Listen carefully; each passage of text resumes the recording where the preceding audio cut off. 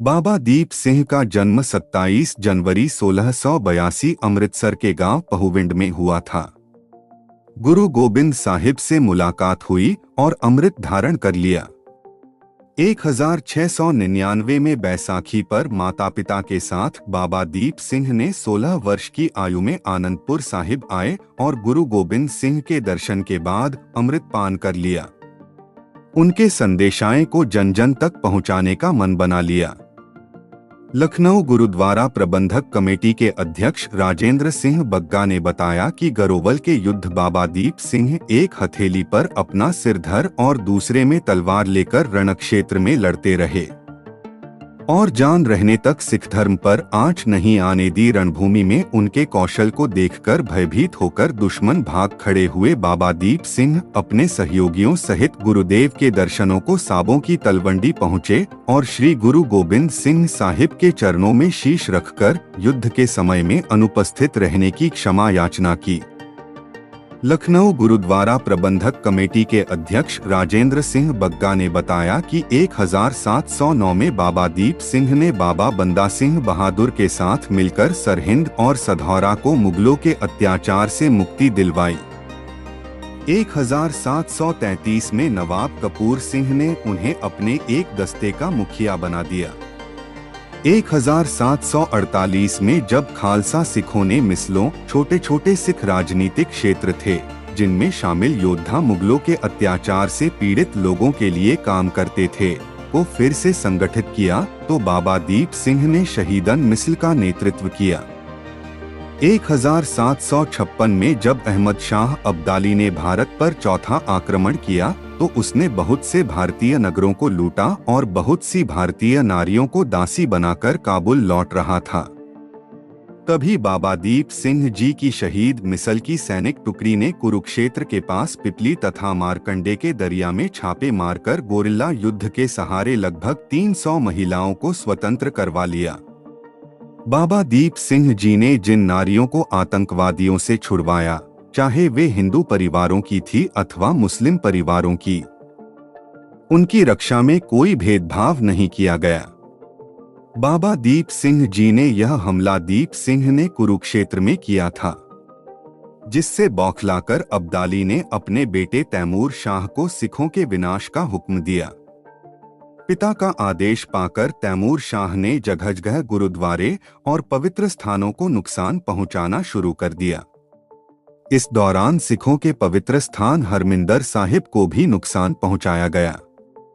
जहान खान ने पवित्र सरोवर में कूड़ा फेंकवा दिया और गायों का वध करके श्री दरबार साहिब में रख दिया गया। हरमिंदर साहिब को नुकसान पहुंचाए जाने की खबर जब बाबा दीप सिंह को मिली तो उन्होंने नगाड़े पर चोट लगाकर युद्ध के लिए तैयार होने का आदेश दे दिया। तुरंत समस्त साबों की तलवंडी नगर के श्रद्धालु नागरिक एकत्र हो गए। बाबा दीप सिंह जी ने धर्म युद्ध का आह्वान करते हुए कहा कि सिखों, हमने आताताई से पवित्र हरमिंदर साहिब दरबार साहिब के अपमान का बदला अवश्य ही लेना है। हरमिंदर साहिब को अहमद शाह अब्दाली के कब्जे से छुड़वाने के लिए बाबा दीप सिंह अपनी सेना के साथ काफी बहादुरी से युद्ध कर रहे थे। इस दौरान उन्होंने खालसा लड़ाकों से कहा कि उनका सिर हरमिंदर साहिब में ही गिरेगा।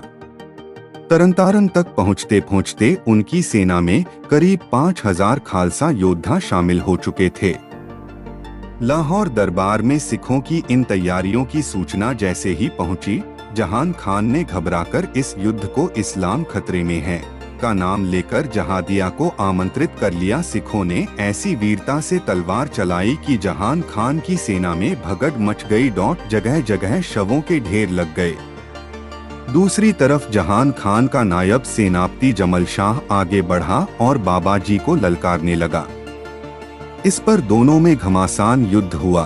उस समय बाबा दीप सिंह की आयु 75 वर्ष की थी, जबकि जमाल शाह की आयु लगभग 40 वर्ष थी। उस युवा सेनानायक से दो हाथ जब बाबा जी ने किए तो उनका घोड़ा बुरी तरह से घायल हो गया।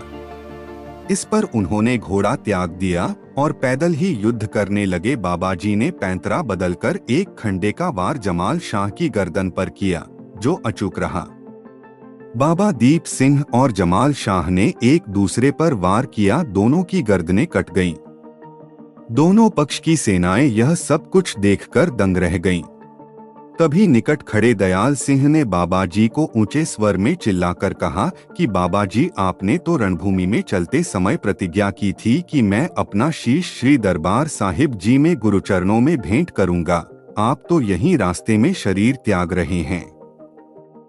जैसे ही यह शब्द मृत बाबा दीप सिंह जी के कानों में गूंजे, वह उसी क्षण उठ खड़े हुए और उन्होंने आत्मबल से पुनः अपनी तलवार और कटा हुआ सिर उठा लिया। बाबा दीप सिंह एक हथेली पर अपना सिर धर और दूसरे हाथ में तलवार लेकर फिर से रणक्षेत्र में जूझने लगे। जब शत्रु पक्ष के सिपाहियों ने मृत बाबा जी को शीश हथेली पर लेकर रणभूमि में जूझते हुए देखा तो वे भयभीत होकर अली अली तोबा तोबा कहते हुए रणक्षेत्र से भागने लगे और कहने लगे कि हमने जीवित लोगों को तो लड़ते हुए देखा है, सिख तो मर कर भी लड़ते हैं। हम जीवित से तो लड़ सकते हैं, मृत से कैसे लड़ेंगे? शत्रु सेना भय के मारे भागने में ही अपनी भलाई समझने लगी। 15,000 से ज्यादा जानें गंवाकर शत्रु सेना मैदान से भाग गई। इस युद्ध में सिखों की जीत हुई। श्री दरबार साहिब में बाबा दीप सिंह ने अपना शीश इस तरह टिका दिया कि बाबा जी हरमंदिर साहिब की तरफ मत्था टेक रहे हों। इस तरह आपने अपना शीश गुरु जी के चरणों में भेंट करके शहीद हो गए। यही थी बाबा दीप सिंह जी की जीवनी। अगर आपको हमारी जानकारी अच्छी लगी हो तो वीडियो को लाइक और शेयर करें और हमारे चैनल रोमाना प्रोडक्शंस को भी सब्सक्राइब करें। मिलते हैं अगले वीडियो में। धन्यवाद।